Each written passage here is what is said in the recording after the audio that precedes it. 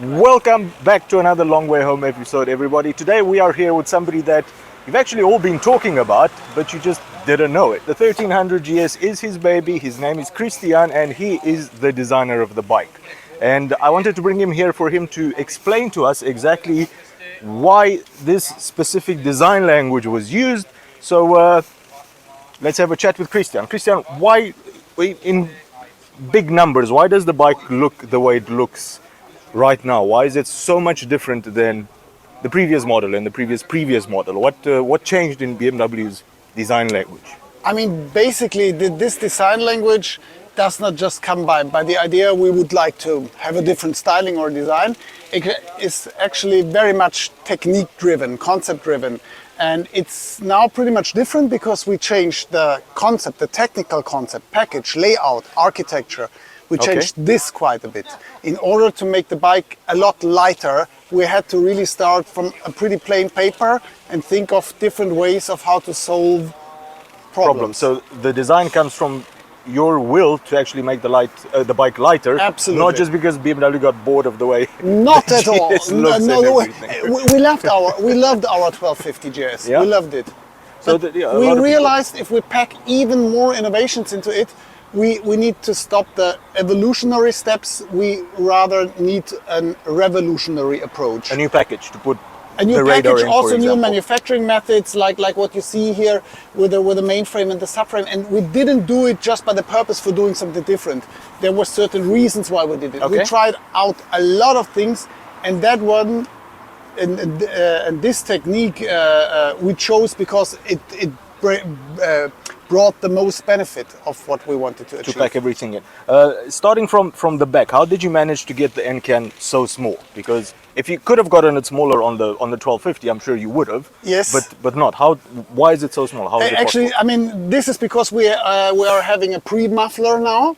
And as soon as you have a pre-muffler, you can have the end silencer smaller. Okay. And that we are able to have a pre-muffler has, again, a lot to do with the whole packaging and also with the concept of the engine, which I guess you know, shrank quite a bit in length because we have the gearbox underneath. the engine, all right. This is why the whole pivot of the swing arm went more forward. We got a longer swing arm. And this is why we also created space here to have a pre-muffler.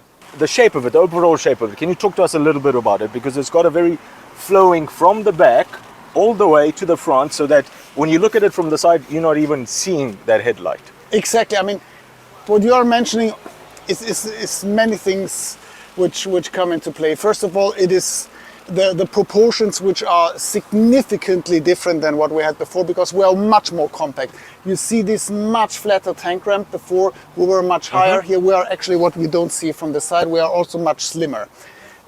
So all this created this much more sporty line, including also the much shorter tail which we have. Okay.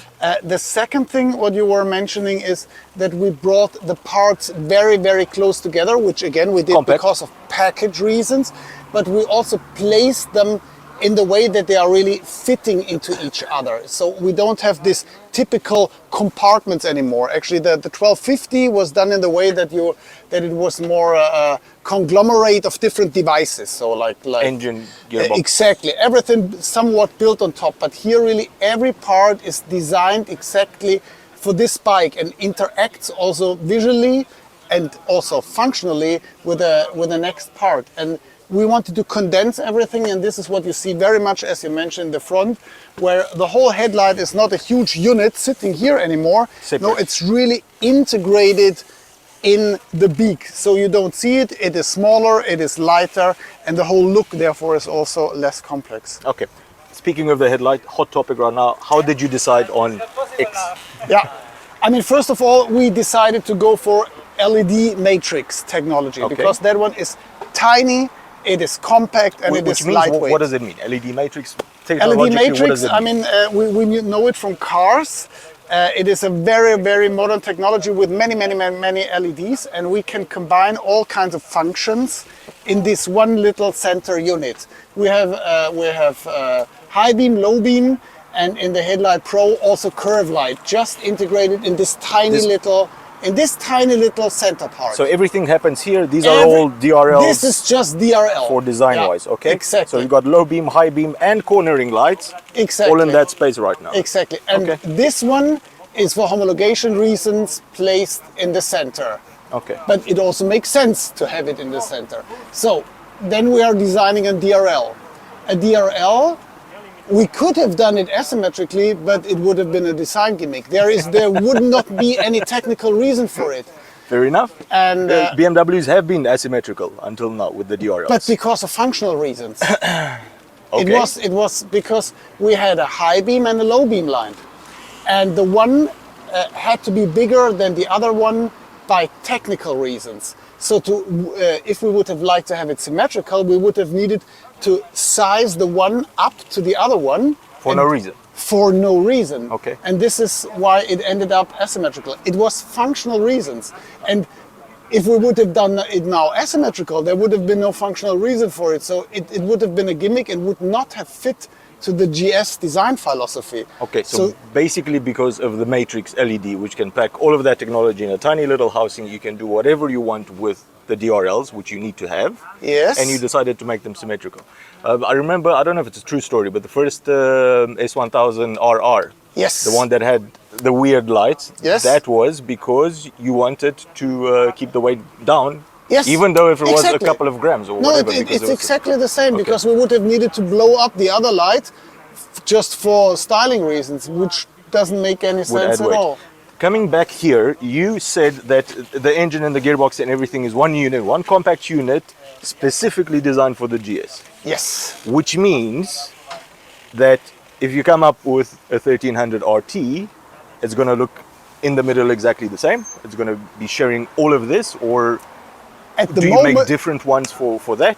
at the moment we are selling this engine just at the R1300 GS. Okay. And the RT is still based on the 1250 and the GSA as well.